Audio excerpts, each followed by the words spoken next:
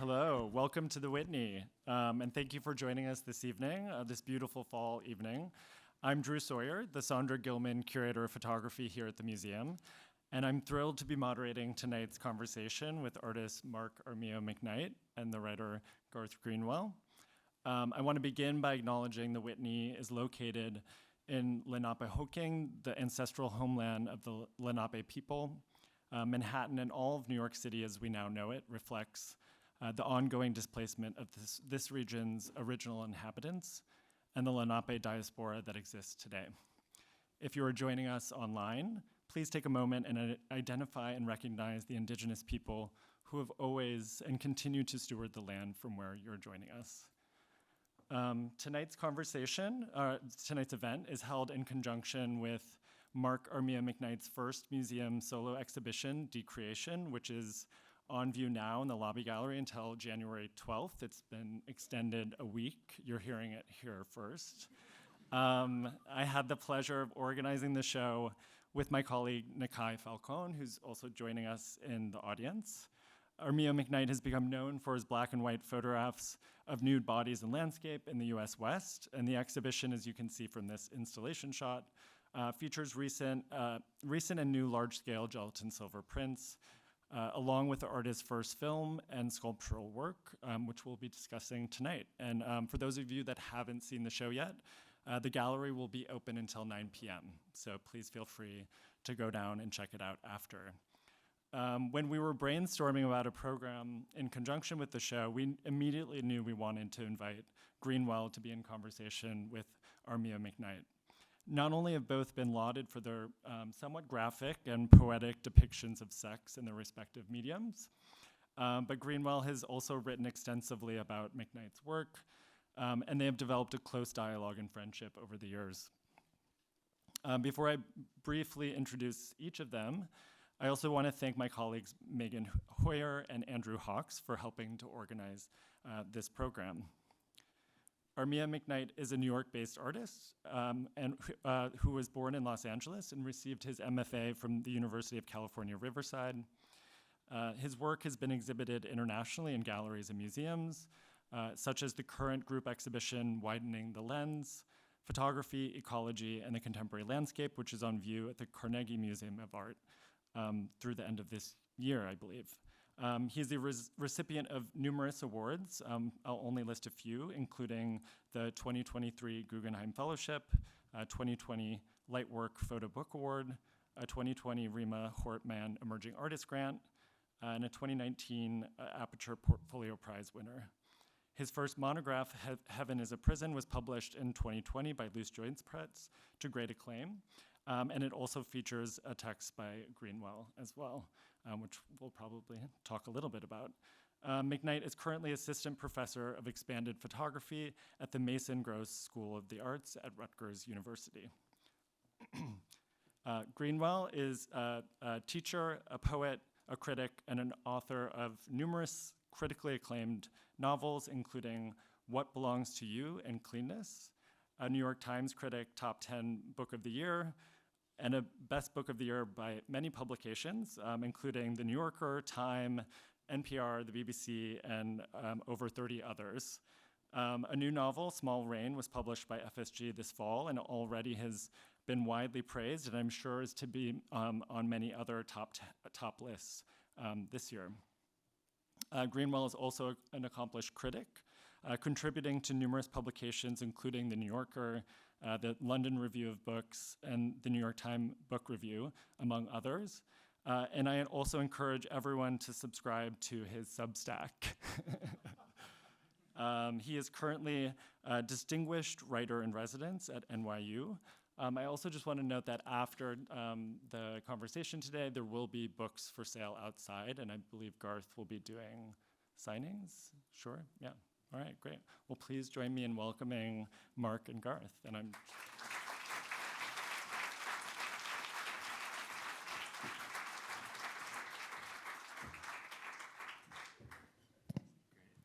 You guys ready? Hi. Hi.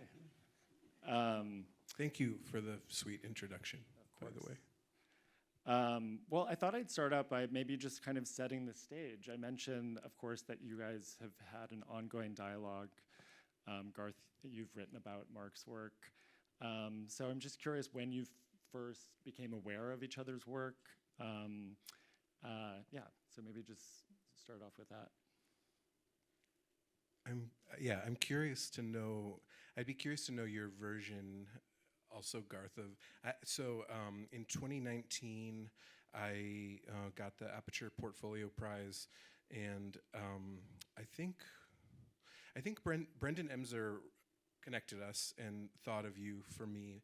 I have a vague recollection. I'm not totally clear on whether he even. I think he wrote to me and said, "There's this author." And to be honest, at that point, no one had ever written about me, so I would have taken just about anybody. But when it ended up being you, we made a plan to do a first Zoom and chat a bit. I got the only novel that you had published at that time was What Belongs to You, and I remember I was in Tucson at the time, and I know I've said this to you before, but I was in my bed in Tucson. I got through the book in 24 or 36 hours. I couldn't put it down, and it was the first time, and maybe this says something about that I'm not reading enough, but I actually don't think it's that. I couldn't breathe. I was holding my breath between pages because I thought the writing was so beautiful, and that's still my experience of Garth's writing. But we did that, and then we ended up connecting again in New York around the time we were maybe finishing Cleanness, and I was I was at the beginning of Heaven is a Prison, and I remember taking a walk and having a really wonderful conversation about sex in art and its value. And I mean, I think at a certain point we just became those friends that it stopped being a professional thing, and you just became a person I texted all day, every day. Yeah, that maps pretty much onto my experience, my memory of it. You know, Brendan, who's very kind, had written me several times, sort of after the publication of What Belongs to You, and asking me to write for the magazine for Aperture. And I'd always said, why would I write for Aperture? I don't know anything about photography. Why do you keep writing me about this? And when he asked about Mark, he was smart enough to include the images. And I remember opening the email thinking oh, this guy again.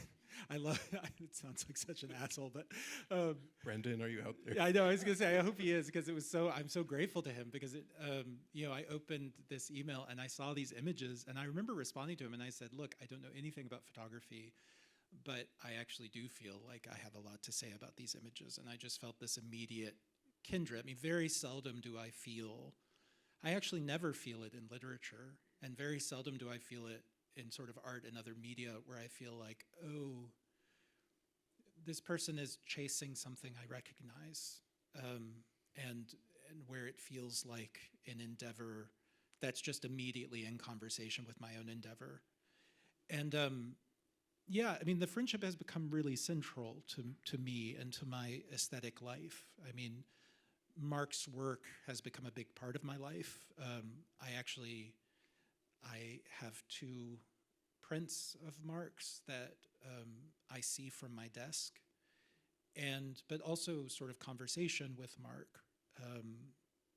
I think is really, I mean, certainly writing Small Rain, my most recent book. There's one particularly difficult scene that I'm not sure I could have written without the example of Mark's work. And then also, I was just literally texting him as I wrote it, sort of before I would start writing, and I would say things like, I'm writing something that's really terrifying to me. And anyway, that exchange was really important. I brought in the cover of Cleanness because you used one of Mark's earlier images, and I'm curious to hear you talk about why you selected this one in particular. So there's something really annoying that has happened with my book. It doesn't happen anymore because I've gotten so mad about it. But almost always, the sort of first drafts covers I get, and especially for foreign editions, it's like some adolescent nubile torso, like on a beach. And I'm always like, what is this? Like, I don't write Andrea Seaman novels. These bodies are not, no shade, absolutely no shade. Like, these bodies are not the bodies I write about. And one of the things that I love about Mark's work is that Mark makes beautiful images. Okay, so we just for the visual, I brought 2 fans. And that was for the shady moment. Yeah, the shady moment. He's new to the fan and he's already learning the language of the fan. Mark makes beautiful images about the kinds of bodies that I write about. And also, this image is so fascinating to me. There's the way that Mark typically obscures faces, and in this series of images, very explicitly and very obviously intentionally obscuring faces, that immediately resonated with, like, in my fictional practice, characters don't have names. And in Cleanness especially, Cleanness is a book that is full of people, sometimes strangers, confessing things to each other. And this sort of something that I feel in Mark's work, and in this series in particular in Mark's work, there is a way that intimacy and a kind of anonymity, so both a kind of giving, a kind of offering, and also a withholding, are captured in an image like this. And it just felt absolutely perfect to me. And I don't think I've ever talked about this publicly.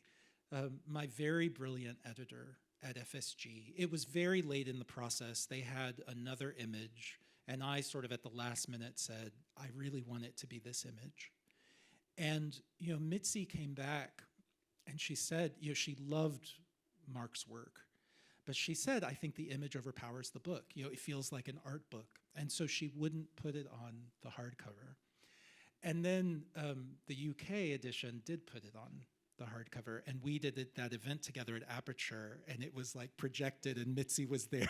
And I think Mitzi came to understand like how deep the sort of sympathy was between our work. And one of the happiest days of my life, she just sent me an email. She had not said anything about it. She sent me an email, and she said, it was something like, hope you like it. And it was the paperback design, and it was with this image. It made me so happy. That's beautiful. Mark, I'm curious, you mentioned that you had met kind of when you were just embarking on this book project, which came out in 2020, Heaven is a Prison, your first and so far only monograph. So I'm curious how you feel like those conversations kind of shaped what the book became. Like, had you already been planning on this book before even reading Garth's writing, or was it all kind of coming together at once? Yeah, that's a good question. I don't remember the timing of that, but I will say I feel like Cleanness has like more explicit moments, and it was surprising to me when that book came out that it felt like we were on these parallel paths a little bit, and I would say the same thing about this show and Small Rain, and that there's like some different approaches to long-held ideas in our respective practices, and that's really interesting to see. Maybe that just speaks to the ways in which, we're similar and why our friendship makes a lot of sense. But in terms of this walk we took, I had just had a studio visit with a really good friend, and she looked at the new photographs I was making, and she said something like, what makes this not pornography? And I remembered, I think honestly I was a little bit taken back, and I was maybe frustrated in the moment, but also grateful in some ways for the question, because it allowed me to ask other questions. And I think you and I spoke about those questions on that walk, which is like, why why is like capital A art in pornography? Like, why are those things mutually exclusive? Why do we collectively privilege an intellectual response over like a somatic one? I'm also remembering right now that we talked about Scary's The Body in Pain on that walk, which is weird because now we've been talking about Scary on Beauty more recently. But yeah, that sort of answer your question. Yeah, it was a really important conversation to have with someone I trusted and respected, and it helped give me a kind of permission to proceed with the production of the work and to trust my impulse. I mean, that kind of leads to another question I wanted to ask, which was about,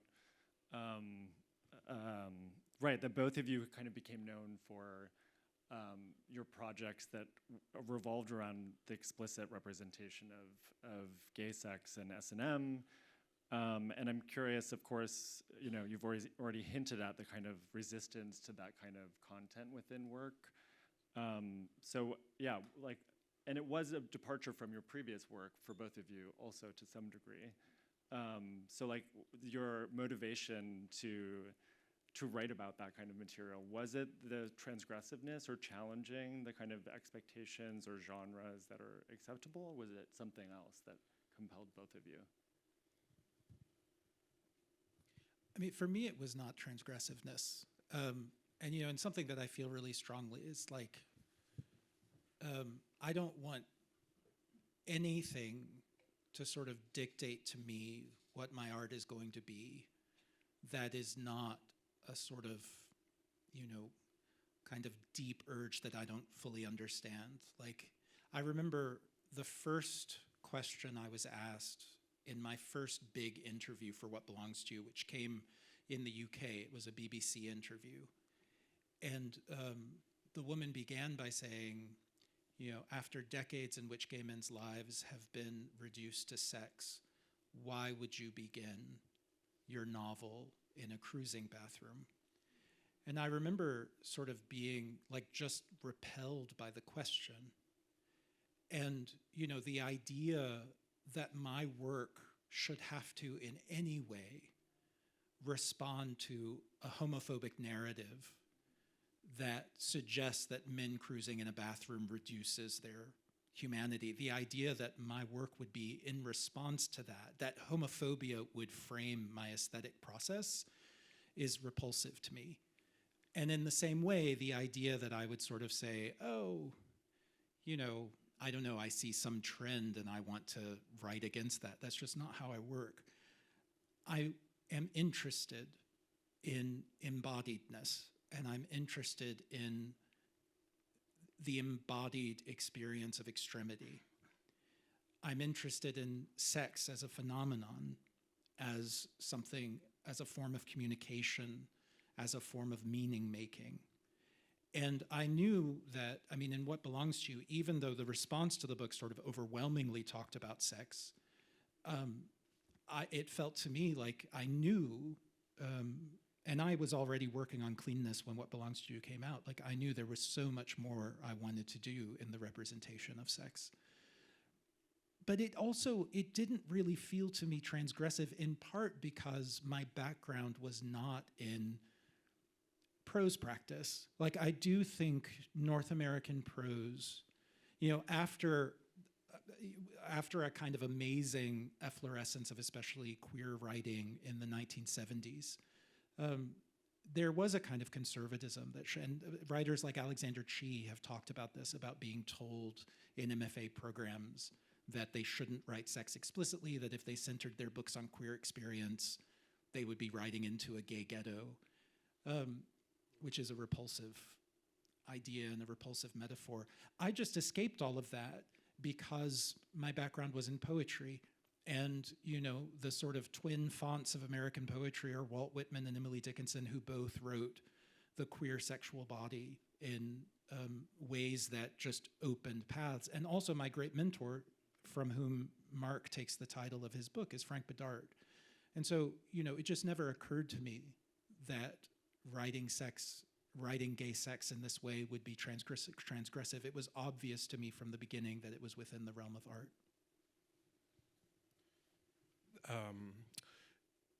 the title for the shows comes from Bedart, Hunger for the Absolute. Oh yeah, sorry, right.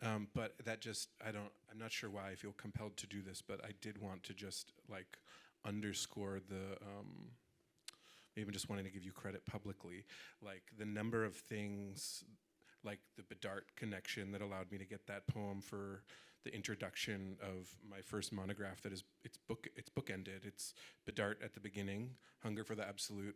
Please everyone find it and read it. It's he does in like, it's probably 12 lines what I take the entirety of a photographic book to try and do. He's like a genius. And then Garth's essay is at the end, but I did want to note that so there's a film in the exhibition here, and it's based, it's heavily influenced by Ligeti's 1962 composition, Symphonic Poem.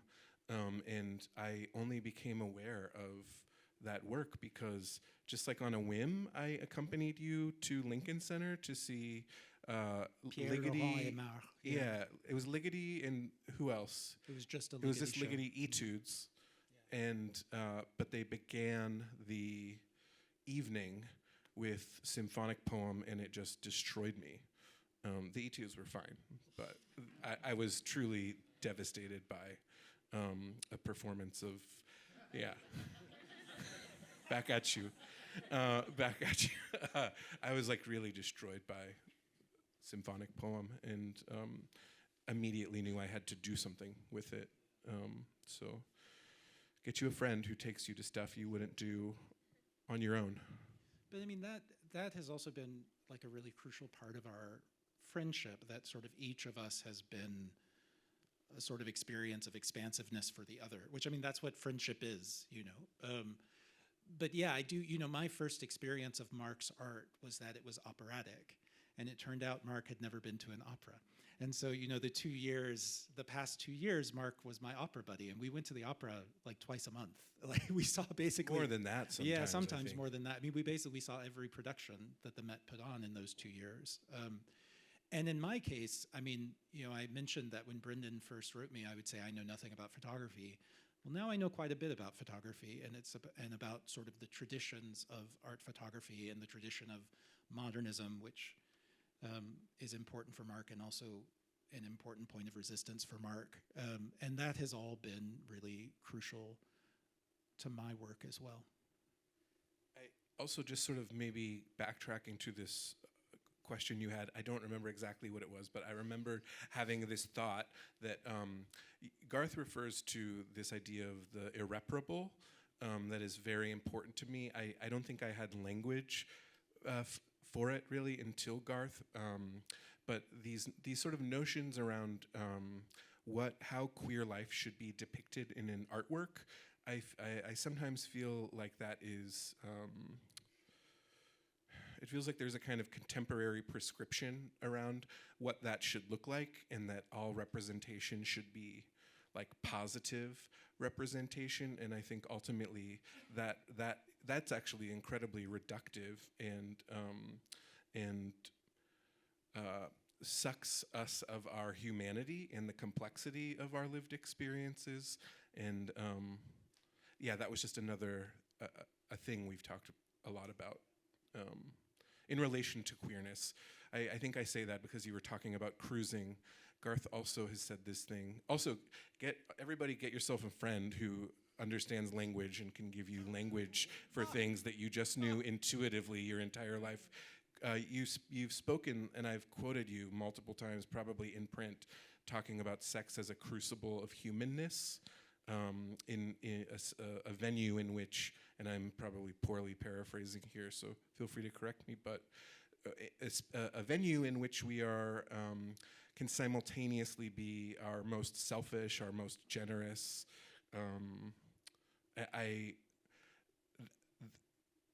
That was really important for this work, that language. Yeah. Maybe you could also just talk a little bit about this kind of body of work, this previous body of work. Sure. It's two subjects, two friends of mine, having sex in a landscape, not very far from where I grew up. It's broken up into sections, sort of stanzaically, I'd like to think. I'm really interested in the book in using white pages, and they're broken up by gray pages, each sort of section, to suggest a kind of poem. They're these little vignettes, and yeah, I mean, I guess thinking about this now, it's not surprising to me. At the time, I wasn't thinking about film at all. In fact, I thought that was something I actively didn't want to do because it felt like a thing that photographers were doing, and it felt like a kind of apology. But thinking about the work right now, there is a kind of cinematic quality to that book. It's sequenced in a particular way. I think it has a relationship to both to poetry and to film. And the exhibition sort of version of the work was paced on the wall like a kind of, to steal some language from the photographer Paul Graham, like a kind of filmic haiku or something. I was really interested in scale and repetition and trying to emulate the cadence, repetition, and rhyme that are so essential to a lot of poetry. Can you go back to the last slide? So something that I found endlessly fascinating in this work is that, there are images that have a kind of quote unquote pornographic explicitness in these images of two men having sex, including there's one image in the book that shows penetration. That image, which is, I guess, if someone, based on sort of subject matter, is the most pornographic image, and yet my experience of it is that it is an image of absolute chastity. And then I look at this tree, and that tree is the filthiest photo I've ever seen. Like, that tree is filthier than, like, Mapplethorpe's fisting photos. And that's fascinating to me. Like, the way that erotic charge is distributed in the photographs in ways that surprise me. So when I talk about, like, sex being a crucible of humanness, I mean that, like, sex is, I think, maybe almost unique in human experience in sort of putting under immense pressure what seem to me these sort of interlocked contradictions that make up humanness, like generosity and selfishness, or sex is an experience where we are at our most animal and also the experience that is most culturally mediated. Sex is an experience that thrusts us into our bodies and also is maybe our least mediated experience of something that we feel exceeds our bodies. Like, I think sex is the source of all of our metaphysics. And the way that Mark's photographs themselves embody, and his photographs do feel so deeply embodied to me. I don't mean their subject matter, but the photographs themselves. Like, Peter Hujar would talk about, wanting his photographs to have a taste and a smell. And I feel that, like, about the tree photo. I feel like I can taste that photo. But other photos, as I say, feel so stark and almost scoured. And there's also a way, something that I love in all of Mark's work. Like, there is a way that the work is extremely austere and also lush. Like this photograph on the other side of, you can barely see it, but these two figures sort of in this field of grass, like, which is so lush. But then if you look at the figure in the center, the photo in the center, I mean, there's something to me in that is so austere. And a way in which the photos feel at once sometimes cool to the touch and very hot. They're, just saturated with emotion in a way that makes me feel that they're operatic. I mean, when I look at these photos, like, what I see is something that I want to write. Like, I see things, I see values that I want to put on the page. And that's what is so rare. I mean, I'm not sure that I can think of another living artist who makes me feel that way so strongly. Wow, lucky you, Mark. No, lucky me, lucky me. Lucky us that this work exists. Lucky us that this work exists. I wrote that. Everything he just said, I wrote that before we got here, and he's being paid a lot of money.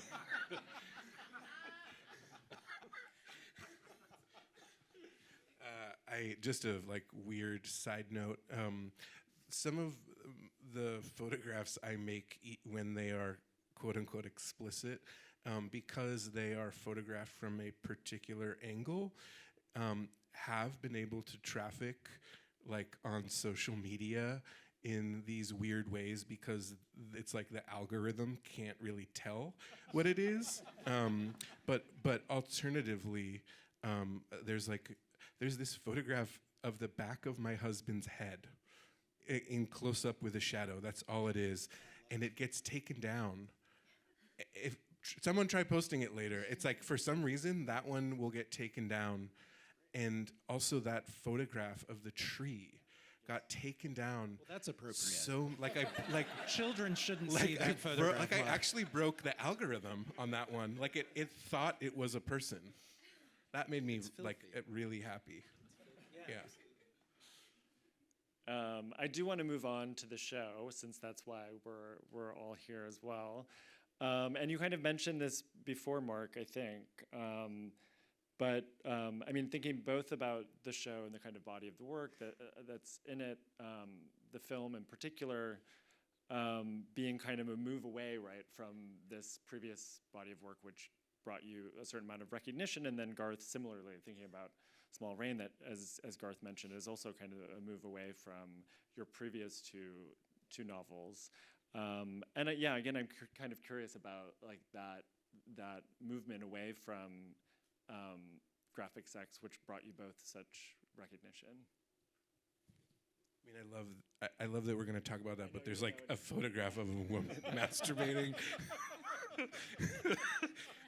But that is the most graphic. That is. I mean, that's the only graphic image in the show. I don't know. I'm of so many minds about that. Like, to be very real about it, I'm like a little grumpy brat. And when people write about my work, which I'm always grateful for, but when when people start saying similar things enough times, I have like this is not the entire reason I get up in the morning to be an artist, just for the record, but I did have this impulse to do things in the show that were maybe not in some ways what people would have expected, that would have complicated. I mean, you know, it's not, I don't expect, who knows, maybe this is the last museum show I ever do. Like I want to do something big, and I want to do something that maybe opens up what people think the work is doing, or complicate that in some meaningful ways. And so the film, I think, was first and foremost what we talked about, and then we sort of built out from there. But I knew the photographs needed to do something a little bit different, and there's more landscape in this show than anything, and that felt really important to me. I think maybe in part because I put out that book, and of course explicit sex and gay men, but that book is also full of clouds and landscapes, and that seemed to go totally unacknowledged, at least to my satisfaction. And so I felt like, okay, if people are not understanding that I'm deeply motivated by the landscape, then maybe I need to really drive it home. But yeah, among other things, I'll stop there. But yeah, I mean, you know, in some sense, the new book does feel quite different. In other senses, it feels like a kind of continuation. I mean, in some sense, I've always been interested in the body in crisis, and in Small Rain, you know, sex is one kind of crisis. In Small Rain, there's a medical crisis. But it's also true, when I finished Cleanness, I felt like I had gone as far as I could go in that kind of writing sex.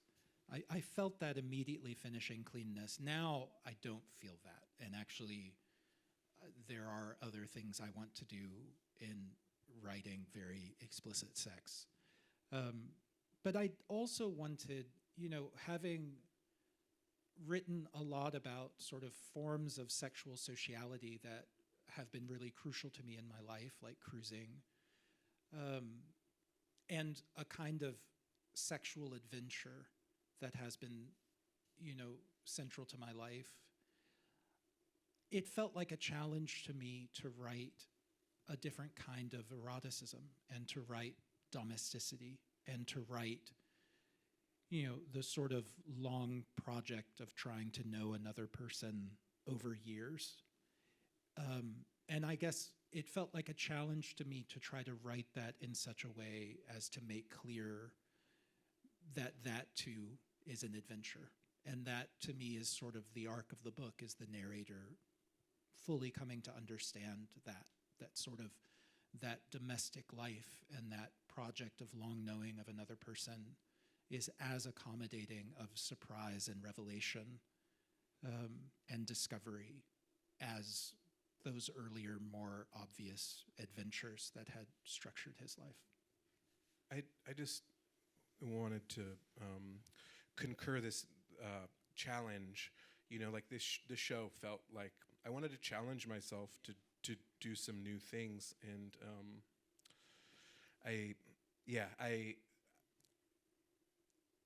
there are moments in Small Rain where I also felt like there's like these really beautiful things that you do that you haven't done before, and I know I've said this to you before, but there's like these moments where the narrator is sort of going sort of back in time through memory, and it's like almost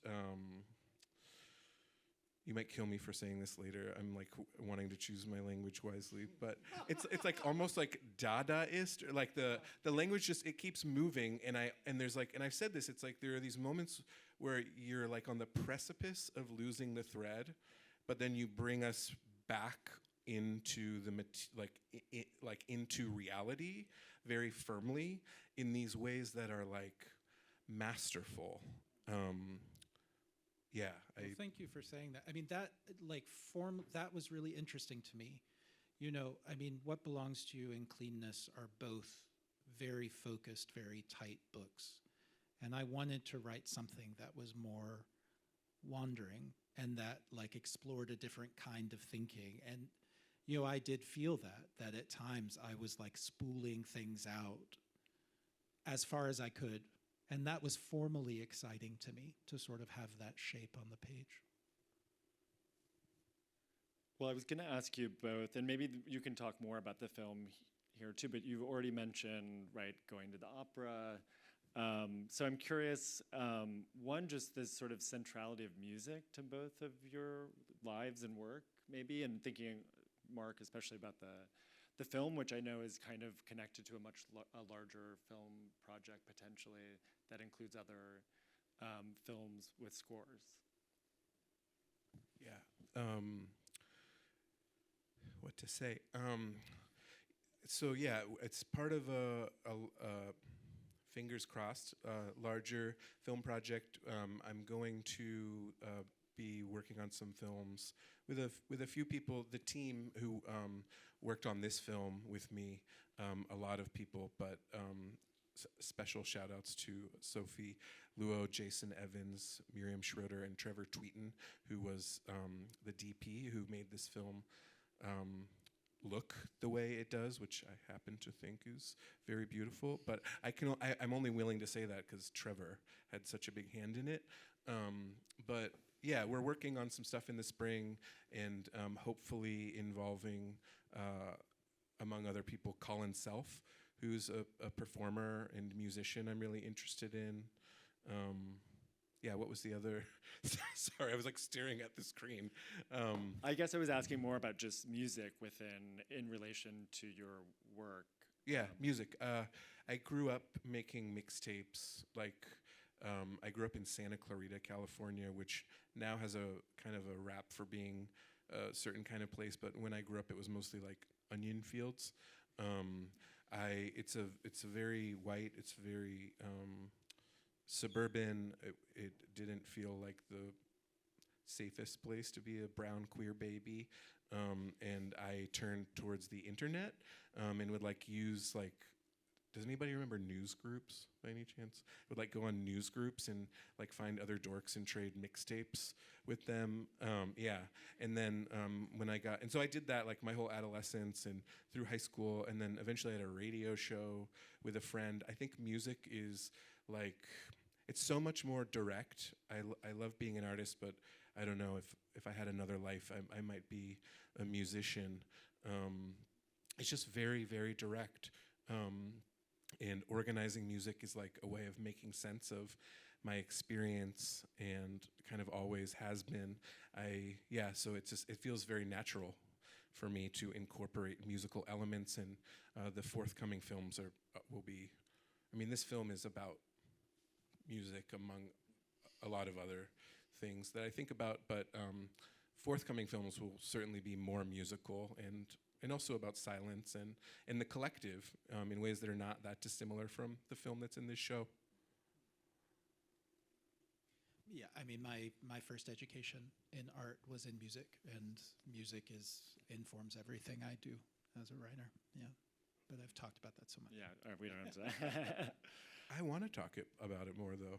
You said this great thing in a BBC Passions. You were talking about the way that music affected the shape of your writing in a way that I thought was really beautiful.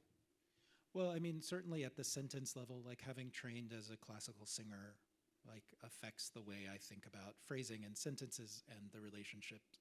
The way in which, for me, sentences, like I experience syntax in an almost synesthetic way, like really kinetically in the body. And I think that's because I was a singer.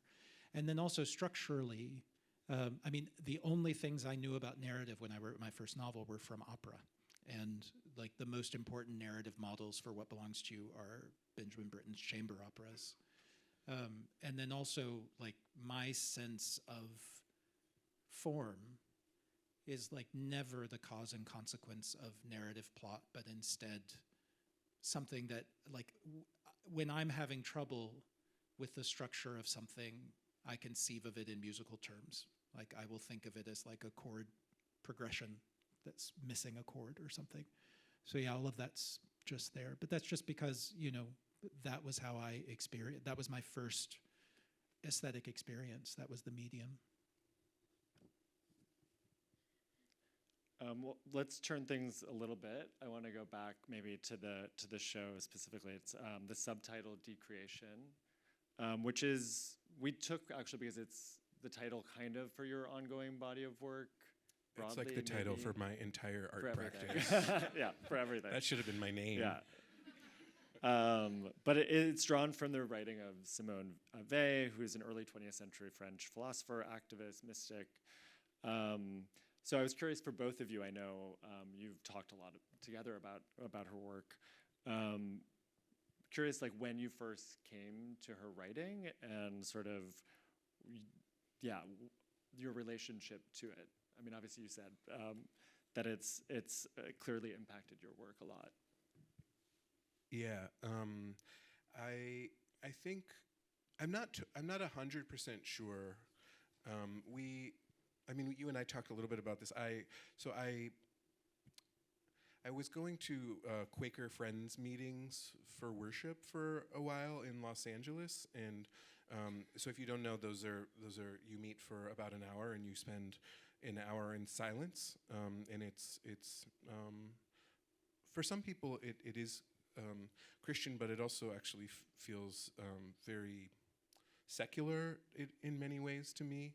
And it's also so much about light. So I was thinking, I was and always am thinking about light and silence, which are two subjects that Simone Weil is interested in. And I don't know if it was around that time that I just stumbled into her writing, or if it was,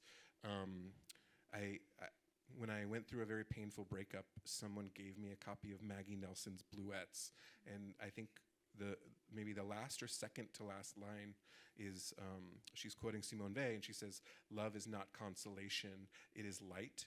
And I think that could be the moment where I was pushed towards her writing. But I arrived at Gravity and Grace.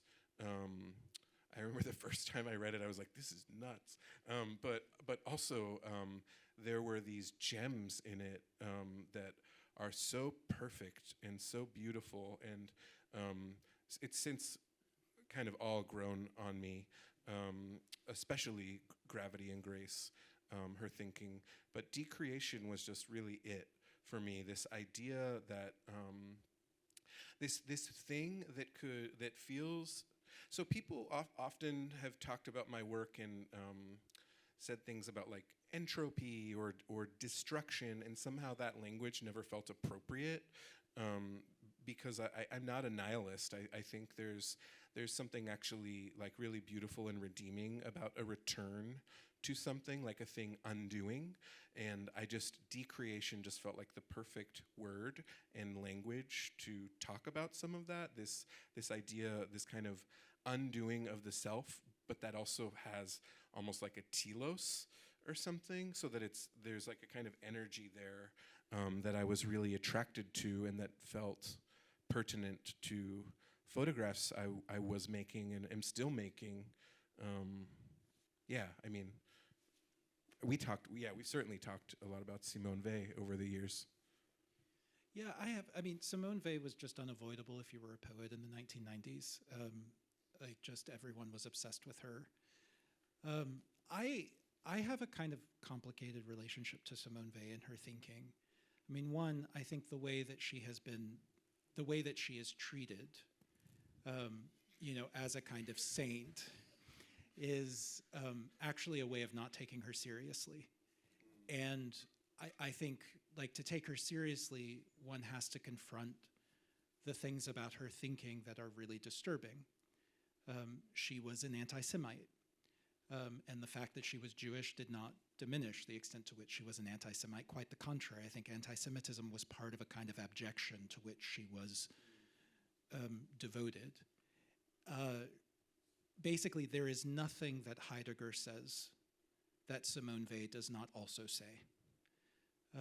And there is a way in which, she's a complex thinker, and even something like Gravity and Grace, which are these extracts from her notebooks, which were compiled by this far-right anti-Semite farmer she worked with, but taken out of this sort of difficult context of her notebooks. Like, I just think we've created this way of engaging with her work, which is really a way of not engaging with her work. And, I am really drawn to thinkers and to art, and Marx is a great example of this, I think, where affirmation and negation are wrestling with each other.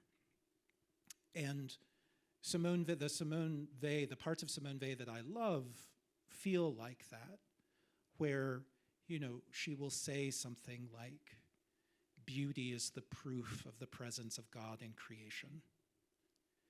But then she will also say things like, no created thing can be anything but a means, a denial of Kant's sense of what a moral relation to the other is, which is to see the other as an end.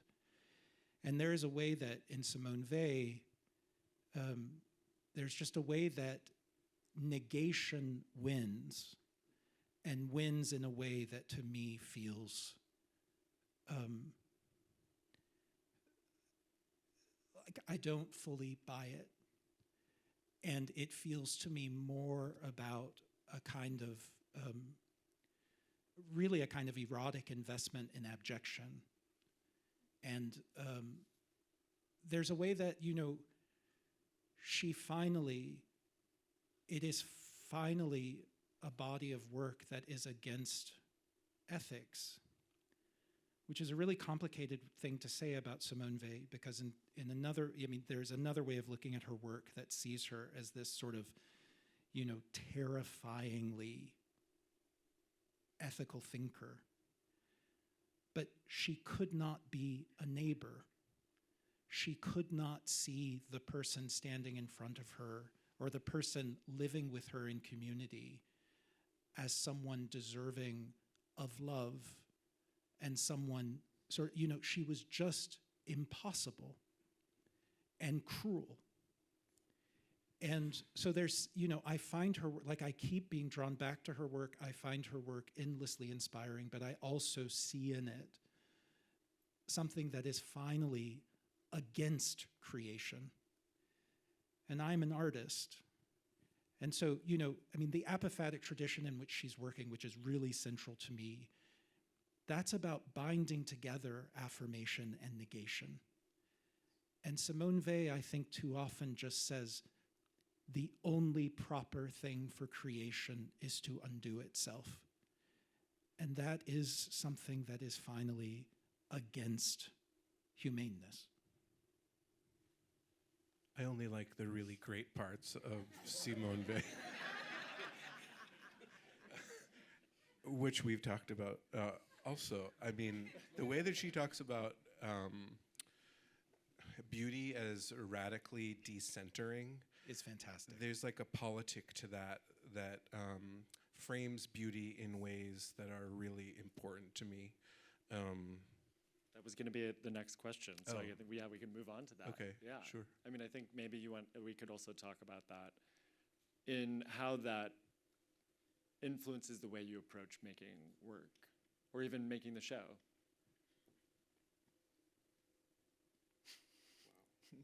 I mean, I'll say I aspire to beauty. I mean, I'll speak to beauty. It's like when I was an undergraduate art student, beauty was like the last word you would ever want to be associated with. And I think that is still somewhat true. I thought maybe it changed, but I've got a grad seminar full of students who will tell you they want nothing to do with beauty. And that's okay. It's like, that's what we're there for, is that discourse. It's really valuable.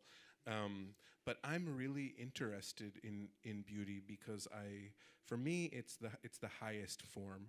And I do believe it has political power. As I said, Simone Weil talks about the way in which beauty radically decenters us. Elaine Scarry talks about the way that Simone Weil talks about beauty, and she calls it a kind of opiated adjacency. Also, Iris Murdoch is really interested in Simone Weil and talks about unselfing, which feels, I especially love Murdoch and unselfing because it feels like the ways in which I relate to this idea of decreation. I'm looking for transcendence. Maybe that's some like Catholic residue, epigenetically passed down, but I'm looking for an art that is reminding me of other possibilities, or that wants to elevate the world we're in, or suggest the potential for an elevation. And I think that's a hopeful kind of art. I think that's all I got for now. No, first of all, Iris Murdoch's version of Simone Weil is, I think, the best version of Simone Weil. Like, she's such a beautiful interpreter of Simone Weil and kind of redeems Simone Weil in some ways. And I agree, I think that beauty is, first of all, I think that beauty is a value. And I just visited this class that Mark is teaching and talked with them, and it was fascinating to me to sort of see this resistance to beauty, which I too sort of felt like in the 1990s, which is the moment when Elaine Scarry is writing her book on beauty, that there was such a resistance to it. But just beauty to me is the access art has to affirmation. And like something that I think very strongly, like I think most of the ways we talk about like affirming art are really like degrading of the sort of genuine ways in which art has access to affirmation. And, the idea, like Baldwin had this phrase, he uses it across his work, but he uses it really famously in Giovanni's Room, where he says, the difficult thing is to say yes to life. And beauty, and especially beauty as embodied in art, which to me is distinct from other kinds of beauty, from natural beauty, from the beauty of persons. Beauty as embodied to art, in art, that is how art does what I pretty desperately need it to, which is to help me say yes to life. And I do feel that. So, it's so interesting to me that the show is titled Decreation, because it is so clear to me. I've written a lot about your work and the ways that your work engages with ideas of forces of affects of negation. But your work is so in love with the world. And there is a way in which, I mean, you are fascinated with decreation, but I think you are fascinated with decreation only as it is bound up with creation in this sort of double movement that, for me, is what's so inspiring about the apophatic tradition out of which Simone Weil comes, the tradition of Meister Eckhart and Marguerite Porete. And you should explain that, I think. You're very good at explaining this. You did it for my students. well, You don't mind. really quick. So apophasis basically is the idea. This is such a dumbing down, but apophasis literally means speaking away. And this tradition of thinking says, one, we have an obligation to praise God. The medium in which we can praise God is language. God is infinite, language is finite. There is no way we can say anything about God using the sort of finite resource of created language that is adequate to God, and anything we can say about God is offensive to God because it limits God by putting God into language. And so the attempt to try to find a way to make language a more adequate medium. And so instead of saying something like God is good, well, anything God as an uncreated infinite being could possibly be is infinitely far from anything we could mean in our finite created language by a concept like good. And so God is good is not just false, it's offensive to God. And so one has to say not just God is good, but God is not good. But God is not good is also offensive to God. And so one has to say God is not good. God is not good. And apophasis being this way of trying to constantly pair a kind of affirmation with a negation. And so, poets will come up with images like Vaughan has this beautiful image where he says, God is a deep but dazzling darkness. And the idea of a dazzling darkness, like trying to get paradox into an image as an attempt to distort and eventually to sort of break language, and in that breaking maybe make possible some closer apperception of God. So that movement of sort of negation, affirmation, negation, double negation, affirmation, negation, I mean, that's something I see in your work, but I also see in your work something that I feel in someone like Marguerite Porete or Meister Eckhart, which is finally one is on the side of creation. Like what Simone Weil says when I love Simone Weil, beauty is evidence of the presence of God in creation. Like that, your work to me feels very incarnational in that sense. Thank you. I do. I'm also conscious of time. I mean, I have many more questions, but I also want to give everyone who came here a chance to ask you some questions before. I just wanted to say that I feel similarly about beauty. Everything that you just described. That's my relationship to beauty. Substitute the word God for beauty. I promise we're not both like evangelical Christians or Speak for yourself. Yeah, exactly. With my fan, very evangelical. Very demure, very evangelical. All right, so if there's any questions.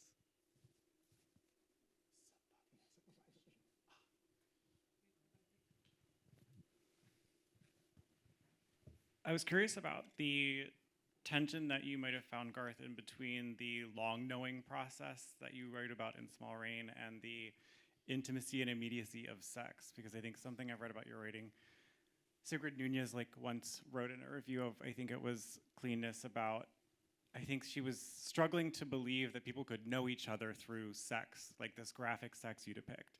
And I think in both of your practices, there is such a rejection of that. And I'm curious, I think this fascination with landscape and time, and you both are kind of documenting these different ways of knowing people and knowing bodies. And I'm curious if you could talk to what you might have discovered, in working through, I don't know, I guess I'm curious what those meanings are and what it is to kind of know someone immediately and the validity of that versus this long knowing process that you spoke to earlier.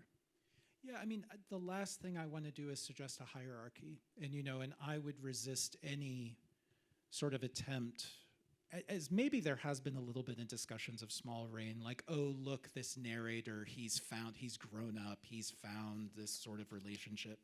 I mean, I absolutely reject that. I believe that the kind of knowing that can happen, in a bathroom hookup, that is that can be a profound encounter of the other. And Whitman, who is our great poet of cruising, who writes about, and this is, one of the wonderful things about poetry, but also I'm interested to hear Mark talk about photography in this sense, is the fact that poetry, lyric poetry, divorces the idea of value from duration. So, if you have spots of time, as Wordsworth talks about, that then, light up an entire life with value. Or Louise Glick, who says, one of the poems in Meadowlands, we see the world once in childhood, the rest is memory. This idea that like a single moment might have a value that is infinite and that can illuminate an entire life. Like that seems absolutely true to me. But I do think like that is something, in some sense, my novels are constructed out of the tools of poetry in the sense that they are constantly in this lyric way, sort of freezing time and finding value in moments. And I wonder, Mark, how you feel about photography in that sense and the relationship photography has to time versus duration, or to sort of a suspended lyric moment versus a kind of, I don't know if duration is the right word, but a narrative response to time. It does seem to me your work, until the body of work Posthume, your work seemed to me really to resist narrative. And then Posthume, it seems to me, engages with narrative in a kind of new way. But it does seem to me quite lyric, but I wonder if that feels right to you. I want to think more about that. But my first thought, though, is I think, so much more slowly than the pictures would suggest. Like, the pictures are designed, like this picture is designed to look like a moment, but ask any of the subjects I've photographed. It's a pretty, I'm not making a great case for myself, it's a pretty miserable experience. Or so I hear, holding like a very simple position for 30 minutes while I awkwardly fumble around with the 4x5 under the hood, trying to figure out, okay, if I move this limb here, the shadow does this. It's like a much, that's the mission accomplished if the pictures feel believable, but, and they're very much based on lyric moments, or things that have passed that I'm restaging.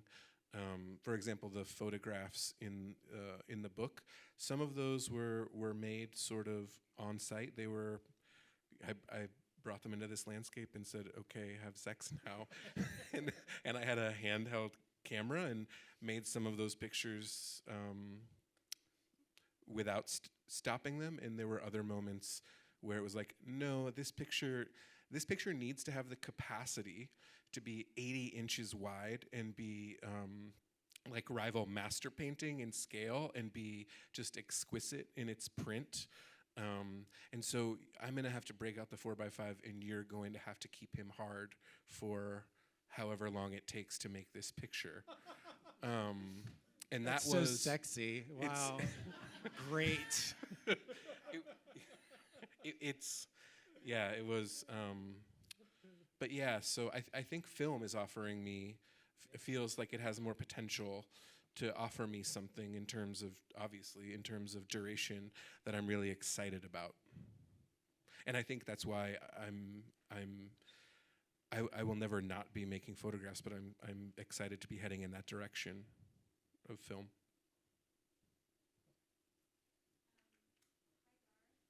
Hi, Lynette.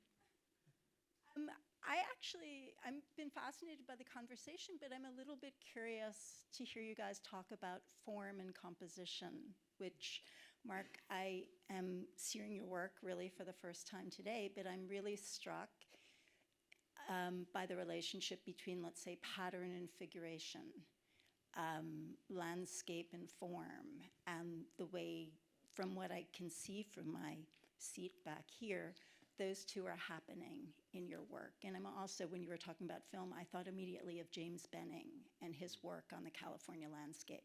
So I'm just putting those observations out there if they're ones that you'd like to pick up on, and that's it.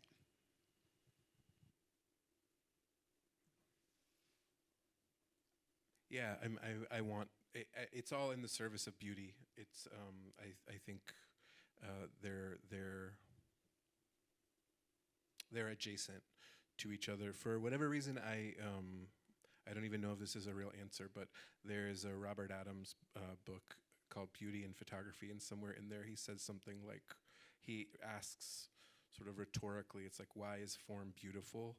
And then he says something about that it's, in terms of photography, it's like, and this is a paraphrasing in a way that is nowhere near as eloquent and beautiful as his writing, but he basically makes this assertion that we find form beautiful because it arranges the world and gives it some sense of organization or meaning that at least gives us the sense that our lives might have some meaning.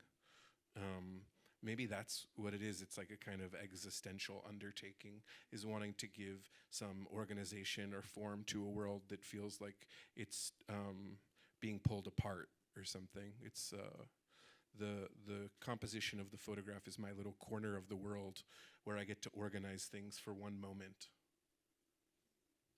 Something that I am so fascinated about in Mark's work is,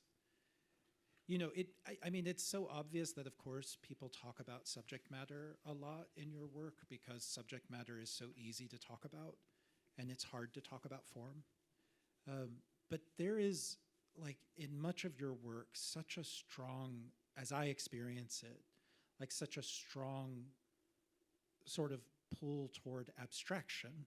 So, I mean, there are photos that are very often about something, like you see, I mean, I think it's, you see two bodies having sex, but they're also, to me, sometimes, like there's a real, like it's easy to see them as sort of geometrical compositions. Like one of Mark's photos that I have in my studio is a photo called Body Fold, which is an image from, like here of a man's lap. But I experience it as almost pure geometry. Like, and that's something that I love. I mean, in some sense, I mean, there's a creation, decreation sort of dialectic happening there too, in sort of a sense that, there is a sort of cherishable subject, but then there is also this kind of austere form. And that's something that I just think energizes a lot of the work, and to me is part of what makes it feel so moving, to sort of feel those impulses at once. And the way in which, again, like creation and decreation feel like they're in a meaningful dialogue as opposed to, or they're wrestling maybe, but one of them isn't winning. Yeah, I was going to add too, Mark, of course, you're doing some of this in camera and through printing, and I realize not maybe everyone in the audience is like kind of aware of some of the analog techniques that you're using that kind of heighten some of the formal elements. Sure. I mean, well, I'm working all the photographs in the show here, and my photographs generally are made on a 4x5 view camera, with the exception of some pictures in that book we've discussed. But even I'd say most of that book is 4x5. It's like an old-timey camera, so putting a hood over my head, the image is upside down, which also adds to, it's like it's pure form when the image is upside down. So that's also, it's also just a byproduct of working in this very slow way with an upside down image that is a kind of abstracting of the world as you're looking under that dark cloth. But in addition to that, I'm often underexposing my photographs. I'm really interested in I'm interested in shadows and darkness, and I like printing for the midtones. I'm interested in the shadow, not as I think when we look at photographs, we often think about the shadow as a kind of nothing thing, like a. It's just a thing that had to be there because there's the sun. I'm really interested in the shadow as a form unto itself. Like it's an essential part of the picture, and I'm actively seeking certain types of shadows and negotiating with the subject and the arrangement of a photo in order to achieve a certain kind of shadow. In some cases, I'm really interested in the shadow as a kind of affective and also kind of a psychological space. I don't believe that photography, I mean, the thing about photography is that it's culturally thought of as this thing, it's often privileged for its objective, descriptive function, and I'm not interested in that at all. I'm interested in making photographs the same way. It's like not dissimilar from like apophatic theology or thinking. It's like I feel like I can point kind of in the direction of the thing, and I can point towards beauty, but you can never actually touch beauty. The photograph in my mind is a kind of veil that can just orient us towards the thing. Anyways, that was like I touched on like a lot of things, but underexposing in camera and then overexposing in the darkroom so that things are much darker than they would be in the real world. It's a world. It's like a world between my ears. Is it my turn?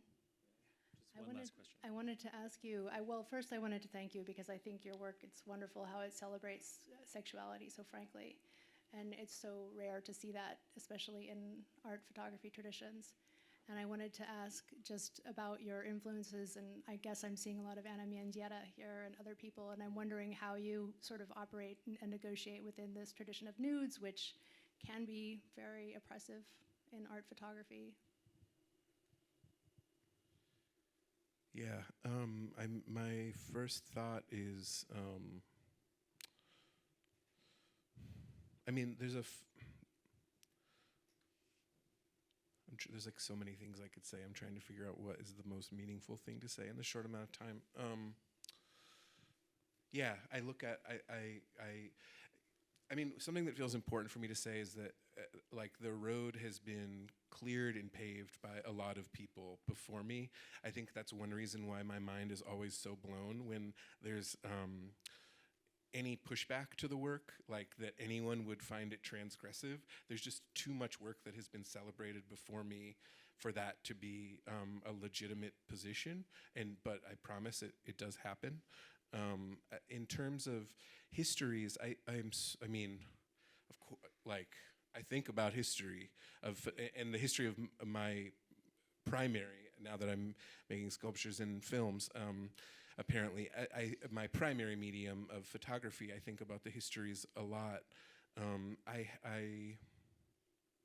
The photograph of this nude woman masturbating in the field, I thought a lot about history when I was making that photograph. The history of photography in the American West is full of certain kinds of men making photographs of women. In very particular ways, they become these sort of objects of desire for these heterosexual men. And I guess the desire to make the picture was just it started with a kind of question, which is like, what does it mean for me to make a photograph that looks like this, that is sort of celebratory of my friend enjoying her own body and doing so alone in this landscape and sort of facing heavenward. I wanted the image to feel ecstatic, and making pictures is inherently objectifying, but I think it's markedly different from the way the female figure has been depicted in photographic history by virtue of my relationship to the subject, and that at least when I was making the photograph, did not find the image particularly erotic. It was more about her. It's hard for me to look at that photograph now, though, and not see how beautifully erotic that image is, especially with those flowers sort of springing up around her body that suggest just total ecstasy. But yeah, I also, in terms of a history, you know, the relationship of the female figure and in nature, you know, there's like all of the obvious sort of connotations, like Mother Nature, and the title for the photograph is Antimater, so antimatter, which the Latin, it means both against mother and against matter. I guess that was sort of another question I had, which is, what if the subject of this photograph, what if Mother Nature just really doesn't give a shit about us and exists for her own pure pleasure? And maybe those are questions that I'm interested in more than statements that I have to make, but they have so much to do with histories of photography and art histories. Well, thank you. So yeah, we're gonna end it now since it's almost 8 o'clock. As I mentioned, there'll be books for sale, signing outside. The gallery is open until 9 p.m. So if you haven't seen the show, I hope everyone will check it out. You can go look at many of these photographs up close. Thank you for being here also. And thank you, Garth and Giroux.